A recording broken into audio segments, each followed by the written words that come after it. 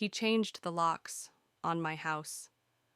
While I was still paying the mortgage, no warning, no fight, just silence, and a new doorknob. He thought that'd be enough to erase me. But what he didn't know was that the deed, the legal proof of ownership, had only one name on it. Mine. So while he played king in a castle he didn't own, I filed the right motion.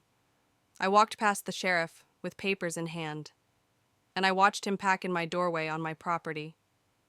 He changed the locks, but I had the title, and trust me, nothing slams harder than a courtroom door. I knew something was wrong the moment I turned onto Whitmore Avenue. It was too quiet, too still.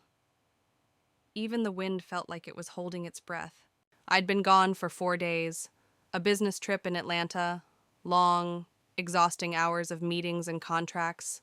But the whole time, I kept thinking about coming home, about walking through that front door, lighting a candle, taking off my heels, breathing in the scent of lavender and peace. That house was supposed to be my sanctuary, my safety. But when I pulled into the driveway, I saw the first sign. The welcome mat was gone. The one with the little pineapples printed on it, the one I picked out during our 2nd year of marriage. Instead, there was nothing, just cold concrete. I walked up the steps slowly, my suitcase bumping against each one. I reached for the door and stopped. The lock was new, brass, shiny, and completely unfamiliar.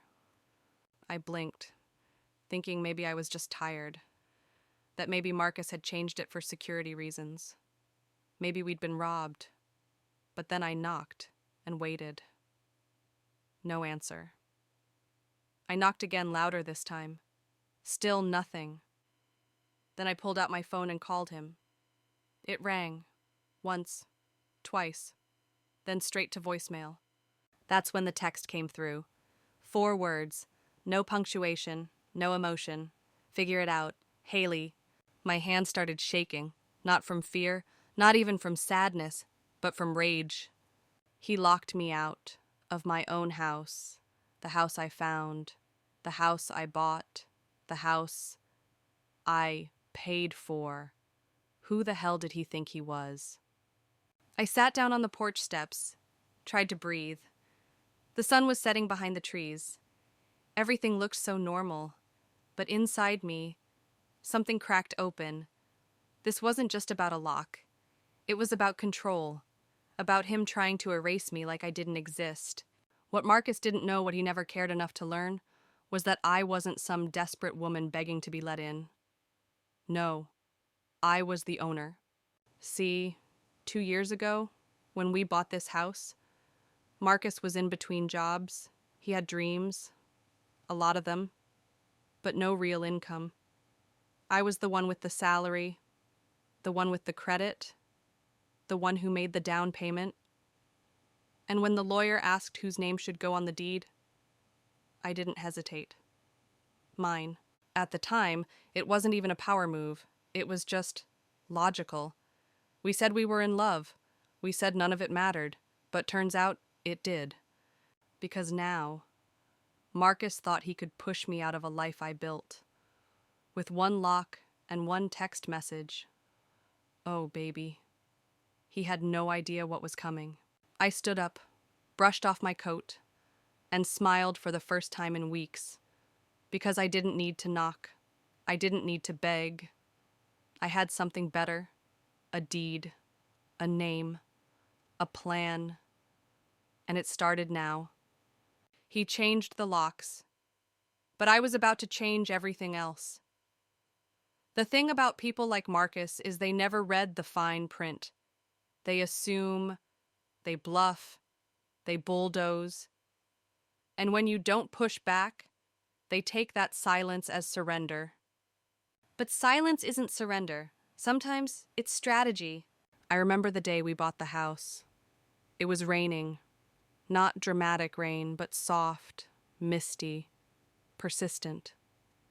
The kind that makes everything feel like a movie. We'd been house hunting for 3 months. Marcus wanted something big, something that screamed success. I wanted something real. Brick, stable, enough windows to let in the morning. when we pulled up to the little blue house on Whitmore Avenue. He frowned, said it looked quaint, which I knew was code for not enough to show off. But me, I saw roots. I saw space to breathe. I saw a beginning. We argued in the driveway. He said it was too small. I said, "It's within budget." He said, "Where would we host parties?" I said. "Where would we build a life eventually?" He caved because the truth was, he didn't have the money to say otherwise. Marcus hadn't worked steadily in over a year. He bounced between gigs, always chasing the next big idea. I respected that for a while, but dreams don't pay closing costs. So I did. Every inspection, every meeting, every dime of the down payment. And when the closing attorney slid that deed across the table, I looked at Marcus. He was texting. Didn't even look up. Just sign. He muttered, "Whatever gets us the keys." So I signed just one name, mine. I didn't do it to spite him. I did it because the bank required financial responsibility, and I was the only one showing up. Fast forward 2 years, and Marcus had rewritten the story in his head. Now, he was the man of the house. He picked the furniture. He hosted the parties. He made the decisions. And when he decided to throw me out, he didn't ask. He just changed the locks. But here's the part that makes me laugh now. He genuinely believed that would be the end of it. I didn't tell anyone at first. Not my friends, not my coworkers, not even my sister, who would have driven to his place with a baseball bat and a list of curses that could blister paint. No, I needed clarity. And I needed paperwork. I called my lawyer the next morning. Jared's been with me since I bought my first car. When I told him what happened, he just exhaled through his teeth and said, "You ready to play quiet chess?" I said. "I'm done playing checkers." We pulled the original deed from public records. There it was in black and white. No co-owner, no ambiguity, just Haley Ann Brooks. From that point, it was procedural. Motion to remove unauthorized occupant, affidavit of ownership, notice of intent to pursue civil penalties if damage occurred during illegal occupancy. Marcus thought he was the only one who could play dirty. He forgot I had lawyers and receipts. The next weekend, I drove by the house. I didn't park, just watched from across the street like a stranger. He was on the porch, laughing with 2 friends, holding a beer, like he had won something, like he was the king of a castle he didn't own. And all I could think was that couch he's sitting on. I bought it with my Christmas bonus. 3 days later, a sheriff's deputy served him papers. He texted me that night, finally broke his silence. "You can't be serious." No apology, no admission, just disbelief that I had outmaneuvered him. I didn't reply, but I saved the message. Later that week, I walked into the county clerk's office, filed a certified copy of the deed, requested a restraining order for future harassment, just in case. Picked up a new key from the locksmith, who greeted me like an old friend. Every step I took was mine. Every step I took made his grip on that house crumble. You see, Marcus never understood something very simple. A house isn't just walls and windows. It's a name on a line. It's paperwork. It's responsibility. And when you pretend long enough, sometimes you forget whose name holds the weight. But I didn't forget. I knew exactly who I was. And soon, the court would too. But even with the court papers filed, even with my name in bold on that deed, I couldn't help but revisit the past. See? Marcus didn't just lock me out of a house. He tried to erase me from a life I built. And to understand why I fought so quietly but so fiercely, you'd need to understand the subtle war I'd been living in. It started small. The way he'd make decisions without telling me, invite his friends over without asking, rearranged my grandmother's bookshelf like it was clutter. He mocked the throw pillows I picked out, laughed at my color schemes. He acted like everything I loved was an inconvenience. And still, I stayed. Because we'd all been taught that relationships are about compromise. But what happens when only one person's doing the compromising? You start shrinking. You start dimming your light to keep the peace. I remember once, I came home after a 16-hour shift. My firm had just landed a major contract and I brought home champagne. He barely looked up from his game console. Didn't ask how it went. Didn't celebrate with me. Just said, "You're late. We were supposed to go out." That night, I toasted myself. Alone. In the guest bathroom. Champagne in a coffee mug. Happy promotion. Haley. So when he changed the locks, it wasn't just the betrayal that hurt. It was the confirmation that he never saw me as an equal. That all along, he thought the house was his to control. Like I was a visitor in my own story. But not anymore. No more dimming. No more waiting for validation. I started documenting everything. Every purchase I made for the house. Every utility bill in my name. Every text. Every email. Because even when the law is on your side, preparation is your armor. And I wasn't about to walk into that courtroom unarmed. Jared, my lawyer, was methodical. We built a timeline. A narrative. We even prepared for the worst-case scenario that Marcus might lie. Might claim common law marriage. Might say he paid for things he didn't. But facts are louder than fiction, and paper trails don't lie. The day before our court appearance, I sat in my car outside the house. It was dusk again. The lights were on. He was inside, laughing, living, completely unaware that the kingdom he thought he ruled was made of paper, and I held the match. I didn't knock. I didn't scream. I just watched. And I promised myself one thing. This time, I wouldn't let guilt soften justice. This time, I'd finish what he started. But on my terms. When I left, I drove to a hotel, treated myself to a warm meal, a hot bath, and a full night's sleep. For the first time in months, I wasn't anxious. I was certain that sometimes the best revenge isn't fire or fury. It's paperwork, it's patience, it's walking into a courthouse with your head high and your evidence ready. Marcus had no idea the storm I'd prepared, but he was about to find out. Court is a funny place. Not because people are laughing, no. There's nothing funny about fluorescent lights, tired judges, and the quiet clatter of nervous shoes on tile floors. It's funny because that's where truth doesn't scream. It whispers. And those who come in loud usually leave in silence. I walked into the Davidson County Courthouse at 8:37 a.m. sharp. My heels clicked like metronomes on the tile. Each step sounded like punctuation. Period. Period. Period. I was wearing a navy blazer. Crisp white blouse, hair pinned up, no makeup except for the red lipstick my sister calls closing argument crimson. In my bag, the deed, the affidavits, the photographs, and 2 notarized letters from neighbors. In my chest, not fear, not anger, just clarity. Marcus walked in 15 minutes late. Of course he did. He wore a leather jacket creased, like his arguments. Behind him, some woman, maybe a friend, maybe a new girlfriend. She looked bored, chewing gum like the outcome didn't matter. The judge was a tall woman in her 60s, glasses low on her nose, silver hair pinned in a braid.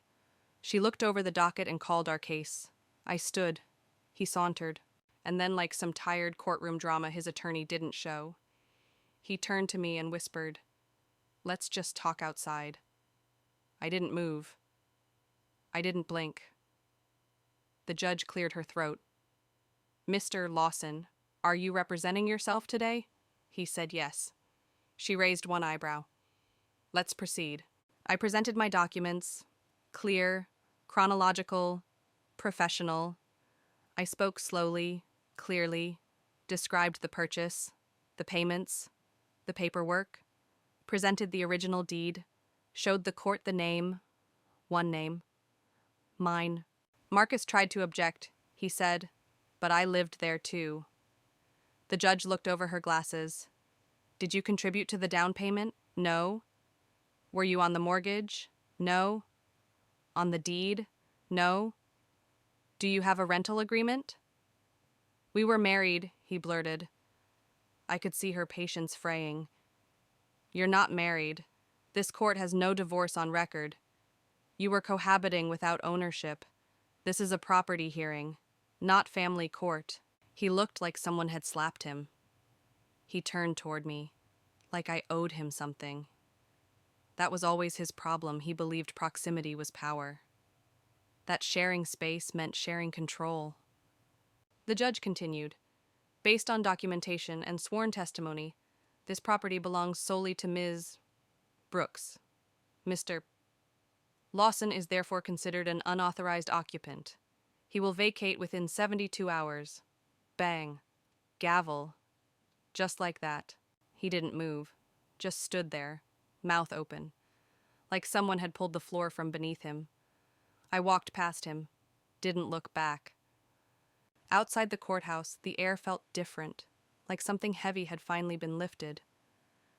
I sat in my car, gripping the steering wheel with both hands. I didn't cry. I didn't laugh. I just breathed. Slow. Deep. Real.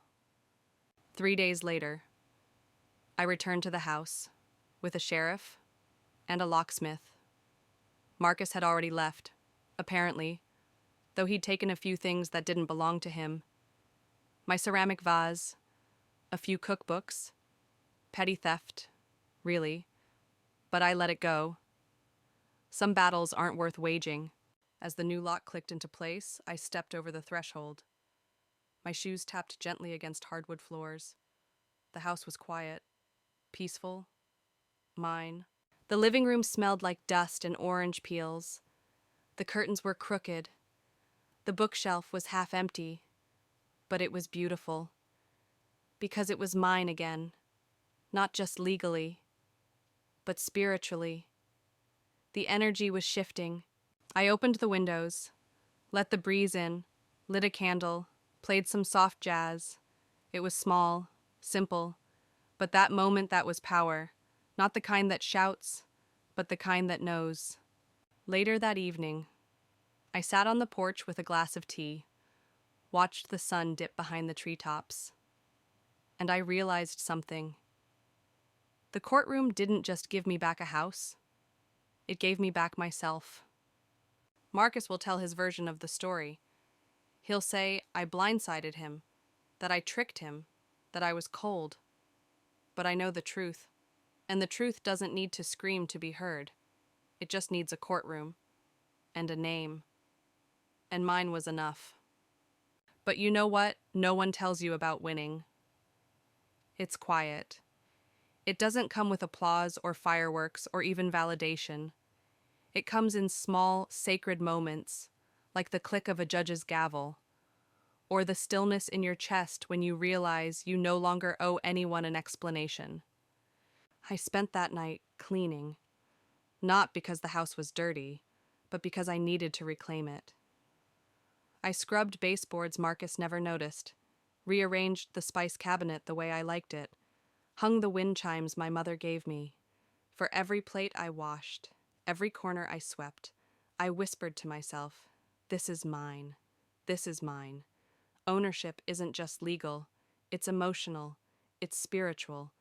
And after all the noise he made his arrogance, his drama, I was finally left with silence, and I loved it. I loved.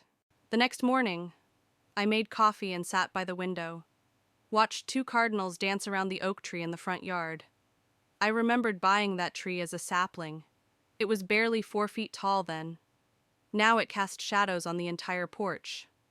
Growth is slow, but it's powerful. Marcus texted me 2 days later. "You didn't have to humiliate me like that." I stared at the message for 5 minutes, then I deleted it. No response. Because the truth is, I didn't humiliate him. He did that himself by assuming that being loud meant being right. But in court, proof is louder than pride. I started noticing things about the house I had forgotten. The way the morning light spilled into the kitchen like melted gold. The creak on the third stair that always made me smile. The way my feet remembered the exact distance from couch to light switch. You don't realize how much you love a space until someone tries to take it from you. Friends came over that weekend. We opened wine, played vinyl, laughed until our cheeks hurt. They toasted me like a queen coming back from war. But I wasn't a queen. I was a woman who remembered her worth and fought for it the smart way, Not with shouting, not with vengeance, but with strategy and silence. When I looked around the living room that night, candles flickering, music soft, my friends talking, I felt something deeper than victory. I felt rooted, like everything that tried to uproot me only made me dig in stronger. That Monday, I framed the deed, hung it in my hallway. Some might say it's petty, but to me it's a reminder of what I earned, of what I protected, of who I became when I stopped asking for space and took it. Because in the end, revenge isn't about making them suffer. It's about making yourself whole. And nothing says whole like walking through the front door, using your key, in your name, with nothing left to prove. The letter was delivered at 6:14 a.m. By 6:16 it was in his mailbox, and by 6:30 the wheels of justice were already turning beneath his bed before he even opened his eyes. That's the thing about paperwork. It doesn't care about your morning routine. It doesn't wait for your permission. It just shows up and delivers consequences. The eviction notice was printed on thick, white paper, bold black ink, the kind of letter that doesn't beg, doesn't explain. It declares, "You are hereby ordered to vacate the premises within 72 hours, signed by the clerk, filed with the court, delivered by hand." And me, I didn't need to be there to watch him open it. I could already see it play out in my head, his confusion, his ego trying to spin a justification, then realization that I wasn't bluffing, that this wasn't just some angry girlfriend tantrum. This was legal. This was final. And it came before breakfast. 3 weeks ago, Marcus thought he controlled the narrative. Now he was standing on a foundation made of someone else's name. Mine. He tried to call me, twice, then again from a different number. I didn't answer. I didn't need to. The letter said everything. That day, I went to work like normal. No drama, no announcement, just an extra shot of espresso in my coffee and a slight upward curve to my lips. My assistant, Leah, noticed. "You seem lighter," she said. I nodded. "Just cleaning house." After work, I drove past the house one more time. Slowly. He was on the porch, phone in one hand, cigarette in the other. Stress looks different on men like Marcus. It doesn't soften them, it strips them. All the swagger dissolves. And underneath, you see it uncertainty, powerlessness. He paced back and forth like he still had options. But the letter didn't care. The court didn't care. The law didn't care. At 900 a.m. the next morning, I received confirmation. Marcus had signed the acknowledgement. He now had 48 hours. 48 hours to pack up the lies he built. 48 hours to walk away from the illusion he lived in. 48 hours until silence would reclaim what he polluted. I spent those 2 days preparing. I called the locksmith again. This time, I chose a new lock. Titanium core. Digital code. No keys to duplicate. No spare copies to accidentally fall into the wrong hands. I contacted a cleaning service, requested a full suite bathrooms, kitchen, carpets, and windows. Not because I couldn't clean it myself, but because I wanted the place to breathe again, to have its soul reset. I bought new sheets, a new welcome mat, burned sage in every room, not for superstition, for sovereignty. This wasn't just a homecoming, this was a rebirth.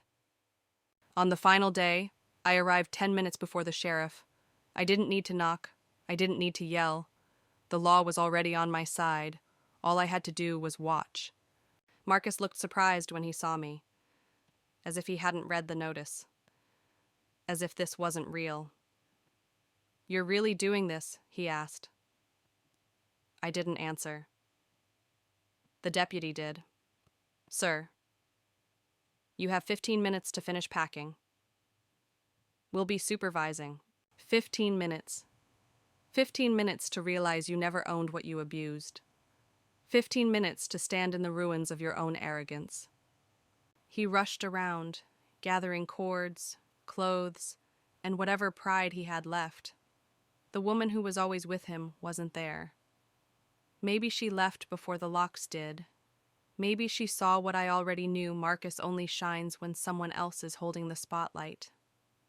When he finally stepped out, he tried one last time.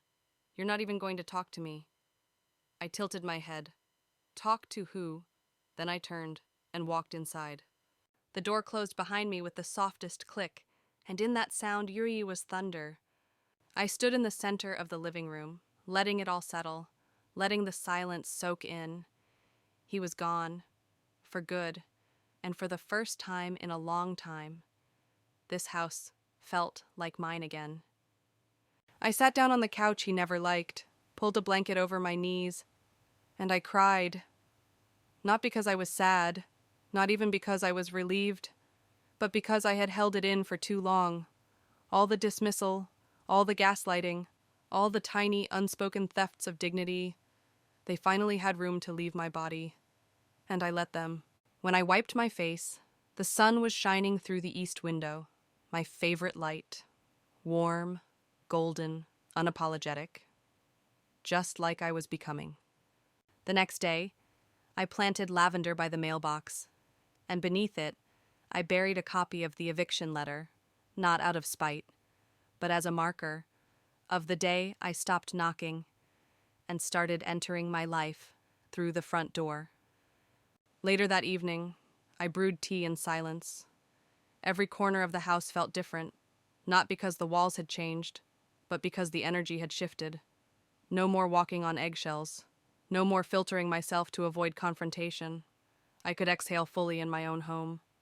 That's a luxury I hadn't realized I'd lost, until I got it back. The next morning, I took my time making breakfast. I played soft records, ones he used to call too emotional. I danced barefoot on the tile floors. I filled the rooms with the smell of fresh coffee and cinnamon toast. Simple things. But sometimes joy hides in simplicity. Sometimes power lives in peace. I started moving furniture, reclaiming space not just physically, but spiritually. The bed went against a different wall. I bought new pillows, new rugs, not because I needed them, but because they were mine by choice, not default. I even painted the guest room, covered up the muted beige he insisted on with a deep emerald green.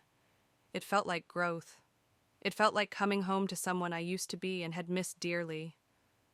My neighbor, Mrs. Kim, brought over banana bread. She smiled as she stepped inside. "Place feels different," she said. I nodded. "It is." She squeezed my hand. "Good." It's strange how people sense when energy shifts.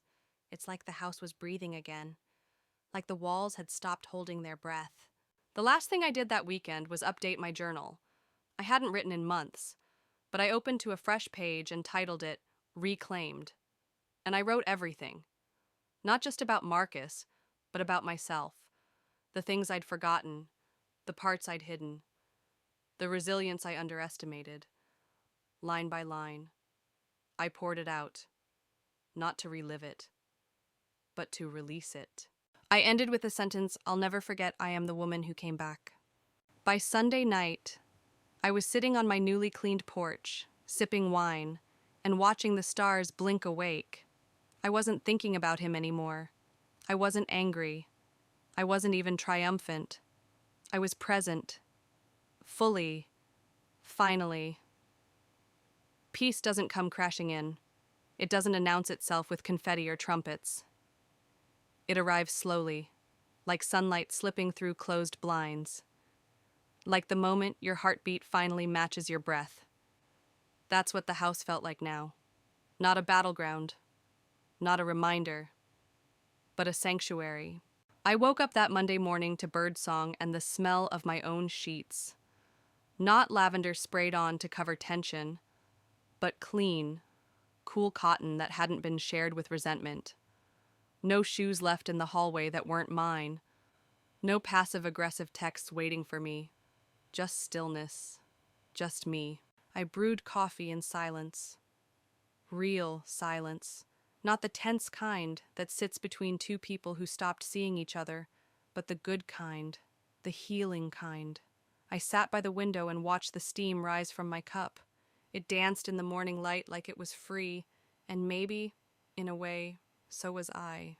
The mailbox was already filling with new mail.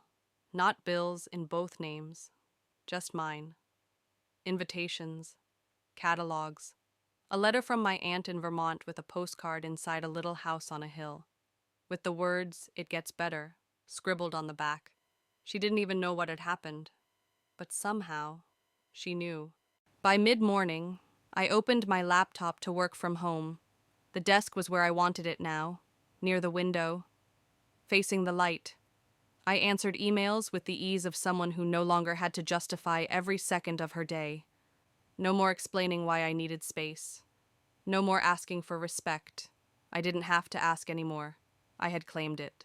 That evening, I went to the hardware store and picked out a brass nameplate, custom ordered, Brooks Residence. Nothing fancy, just truth. Etched in metal. It arrived 2 weeks later. I screwed it in beside the front door myself. My fingers trembled. Not because I was nervous, but because the weight of finality is a sacred thing. Sometimes the most powerful victories are the ones you install with your own two hands. I began creating new rituals. Candles every Sunday night, journaling in the sunroom before bed, playing records that filled the kitchen with old school soul. I cooked dinner for myself without guilt, without apologizing for the carbs, without someone asking if I really needed a second glass of wine. I needed it, and I poured it proudly. Some nights, I still found old traces of him. A sock under the dryer, a cracked phone charger tangled in a drawer. At first, it made me tense. But then I started collecting those remnants in a box labeled lessons. Not revenge, not bitterness, just things I once thought I needed, but didn't. I found my old sketchbooks, the ones I stopped using because he said art wasn't practical. I sharpened my pencils, sat by the porch, and started drawing again. My lines weren't perfect, but they were mine. In the weeks that followed, people kept asking if I felt happy, and I'd smile. Not the performative kind, the real one, the kind that starts in the eyes, because happiness isn't always a loud laugh or a wide grin. Sometimes it's just waking up without dread. Sometimes it's being able to lock your door and know no one will try to take that from you. I got a dog. His name is Oliver. He's scrappy and loud and takes up too much space on the bed. But when he lays his head on my chest and sighs like he's safe, I feel it too. We both survived something, and we both know peace when it finds us. One afternoon, while watering the front garden, I saw Marcus again. He was driving by. He slowed, made eye contact, then looked away. He didn't stop, didn't wave, didn't matter. I didn't flinch, because closure isn't something they give you. It's something you give yourself. And I had, in the courtroom, in the stillness, in the way my house had become a reflection of me again. One day, I might sell it. One day, I might start over somewhere else. But it won't be because I was pushed out. It'll be because I chose to go. And that difference, that choice is everything. So now, when I walk through the front door, I don't just enter a house. I enter a promise. A vow I made to myself when everything fell apart, that I'd never again hand over the keys to my life, to someone who hadn't earned the right to stay. The house is mine, and so is the peace. The peace wasn't just inside the house. It showed up in other places, too. In how I walked down the street now, not looking over my shoulder. In how I laughed with my whole body, not worried it might be too much. In how I finally gave myself permission to want more than survival. I joined a local book club, signed up for pottery classes, started hosting Sunday brunch on the second weekend of every month. Not for show, not to prove anything, but because joy deserves witnesses. There was something magical about having people over again. Real friends, real warmth. They brought casseroles and cheap wine and stories that made us cry from laughing. Someone played piano. Someone else brought their dog. And in those moments, I realized what home truly meant. It wasn't square footage. It wasn't equity. It was the feeling of being surrounded by people who see you and stay. One evening, I stood in the doorway after everyone left, lights off, room glowing in the dim amber of streetlight. I whispered into the air, "Thank you."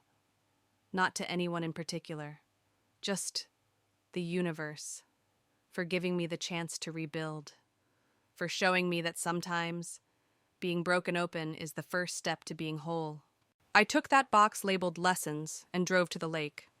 I opened it, one item at a time, held them, looked at what they meant, then let them go into a donation bin, into a trash bag, into the water, not to erase the past, but to honor it, to say, "You taught me, that's enough." As the months passed, the house bloomed in new ways. So did I. I painted the front door teal, hung wind chimes on the porch, adopted a second dog, Luna, a quiet old girl who follows Oliver everywhere. My little family, loyal, free, home. People asked me if I'd date again. I said, maybe. But only if it added peace, not stole it. Only if they loved the version of me that fought to exist. The woman who now knows that silence can be sacred, that stillness can be strength.